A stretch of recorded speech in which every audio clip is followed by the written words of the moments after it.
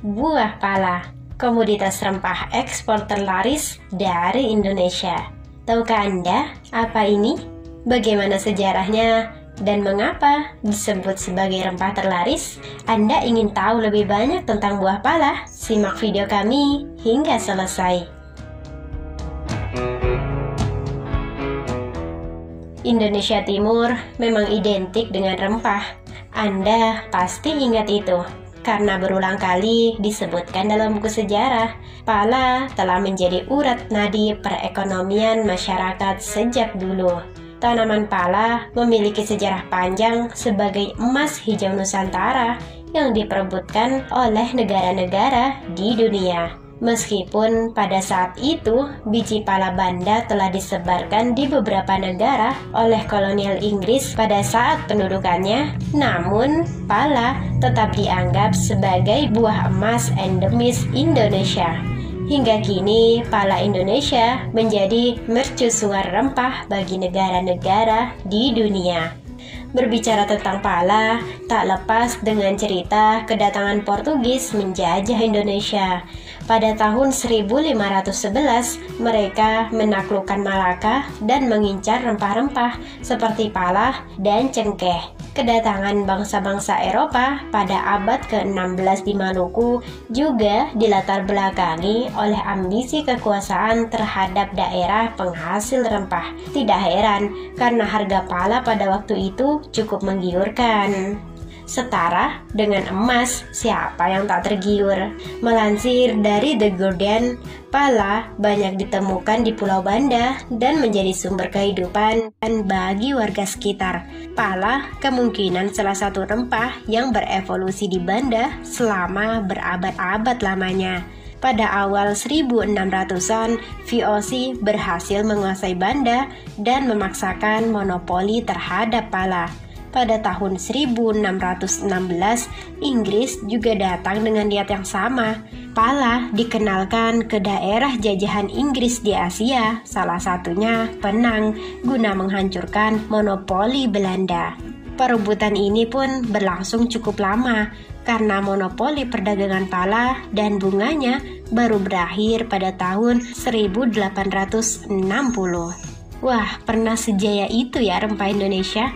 Lalu, apa kabar pala Indonesia hari ini? Baik-baik saja.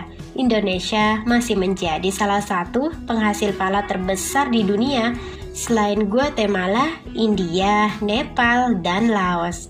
Pada tahun 2015, produksi pala di Indonesia mencapai kurang lebih 33.000 ton dengan luas area tanam kurang lebih 168 hektar. Maluku dan Papua menjadi sentra pala terbesar, disusul Aceh dan Sulawesi Utara.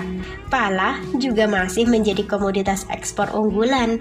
Berdasarkan data Direktorat Jenderal Perkebunan, perkembangan volume ekspor pala Indonesia selama periode 1980 hingga 2015 cukup fluktuatif, namun cenderung meningkat.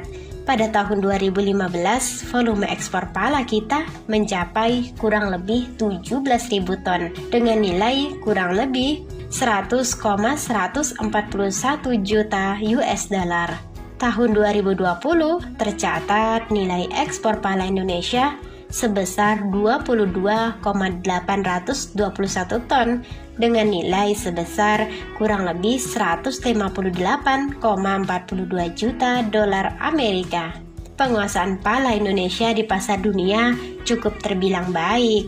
Indonesia masih dianggap sebagai produsen dan eksportir biji serta fuli pala terkemuka di dunia dengan penguasaan pasar mencapai 75%. Aroma dan cita rasa pala Indonesia yang khas serta rendemen minyak yang tinggi menjadi daya tarik tersendiri bagi pasar luar negeri, khususnya Eropa. Di tengah lalu lintas ekspor yang kian meningkat, kasus cemaran residu alfa-toksin pada biji pala menjadi pemicu penolakan oleh importir, sehingga mengakibatkan kerugian negara serta berkurangnya nilai devisa. Pala Indonesia terkontaminasi alfa-toksin Meski diminati, sejak 2009, pala Indonesia mengalami beberapa kali penolakan dari Uni Eropa. Bahkan pada tahun 2016 hingga 2017 terjadi sekitar 31 kali penolakan ekspor pala.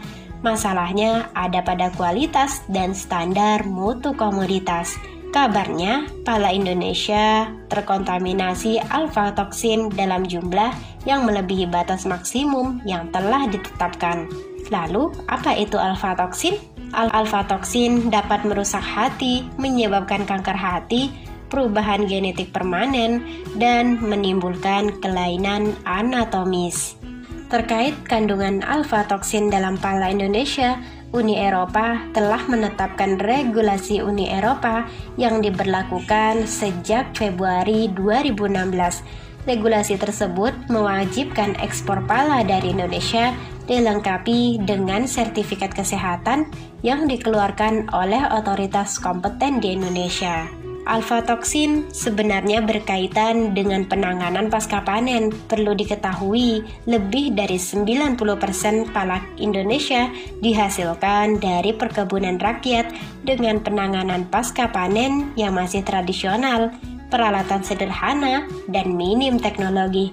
Tentu, hal ini akan mempengaruhi kualitas pala yang dihasilkan. Cendawan penghasil alfa-toksin dapat tumbuh pada komoditas pala akibat penanganan pasca panen yang kurang tepat, seperti kurangnya higienitas, pengeringan, dan kondisi penyimpanan. Apalagi iklim tropis Indonesia menyebabkan cendawan mudah tumbuh pada komoditas hasil pertanian. Lalu, bagaimana solusinya? Menyelesaikan masalah kualitas pala memang harus tuntas dari hulu sampai ke hilir. Petani harus dikenalkan dengan Good Agricultural Practices, sistem sertifikasi dalam praktik budidaya tanaman yang baik sesuai standar yang ditentukan. GAP menetapkan standar proses produksi pertanian dengan teknologi maju, ramah lingkungan, dan berkelanjutan, sehingga menghasilkan produk panen yang aman dikonsumsi dengan memperhatikan kesejahteraan pekerja dan petani. Bagaimana dengan di hilir? Dibutuhkan peran pemerintah untuk menyelesaikan masalah ekspor pala di hilir. Karantina pertanian sebagai instansi border bertanggung jawab dalam memastikan pala yang akan diekspor telah sesuai dengan persyaratan negara tujuan. Menyelesaikan masalah ekspor pala siapa bilang mudah, namun harus terus diupayakan untuk mengembalikan kejayaan rempah Indonesia. Lalu, bagaimana pala digunakan? Pala sendiri punya sejarah kuliner yang panjang dan bisa digunakan di makanan manis dan juga asin. Di Amerika Serikat, salah satu penggunaan pala yang umum adalah makanan penutup seperti pai apel atau pai labu. Pala juga digunakan dalam banyak minuman seperti anggur berempah atau hiasan di atas kopi dengan busa di atasnya. Pala juga bisa digunakan sebagai perasa pada daging dan seringkali menjadi salah satu bumbu dalam sajian yang menggunakan campuran rempah lainnya seperti garam masala atau kari. Di Indonesia, selain biji pala, kita juga memanfaatkan daging buah pala yang banyak dibuat menjadi manisan basah dan manisan kering. Selain itu, daging pala juga banyak diolah menjadi jeli, sirup, dodol, selai, sari buah, dan masih banyak lagi. Selain daging dan biji yang diolah menjadi makanan dan minuman, fuli yang merupakan bagian dari tanaman pala juga banyak digunakan sebagai bahan perisa pada kue kering, pie, topping, dan juga sebagai bumbu makanan laut. Pala juga bermanfaat jadi obat-obatan tradisional. Dalam dosis rendah, pala bisa digunakan untuk mengurangi kembung perut, meningkatkan daya cerna dan selera makan, diare, muntah, bahkan mual. Ternyata selain laris manis, pala juga memiliki banyak manfaat ya. Semoga video kami menginspirasi.